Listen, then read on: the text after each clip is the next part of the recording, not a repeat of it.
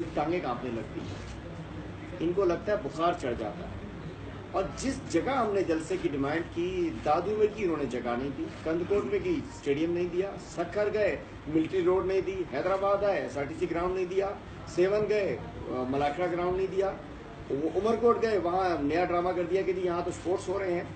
और अब जाकर हमें परमिशन देने के बावजूद डिप्टी कमिश्नर साहब ने, हमारी अपनी जगह है, शहरियार खान शर साहब की ज़ाती ज़मीन है, उसके ऊपर उन्होंने सिक्योरिटी कोई थ्रेट का नाम देकर हमें रखना डालने की कोशिश कर रहे हैं। हम कहते हैं कि आपकी दुकान बढ़ चुकी है, पीपल्स पार्टी की बिसात सिंध से लिपट चुकी है, लिपटने जा रही है, तो इससे कुछ नहीं होगा। रोक सको तो रोक लो। हमारे चेयरमैन की स्टैंडिंग इंस्ट्रक्शंस हैं, KP CM की स्टैंडिंग इंस्ट्रक्शंस हैं कि कोई भी अपोजिशन जमात, अक्सर जरदारी साहब जाके वहाँ जलसियाँ कर रहे होते हैं, 500, 800, 700, 1000 की दावतों के लोग इकट्ठे कर रहे होते हैं।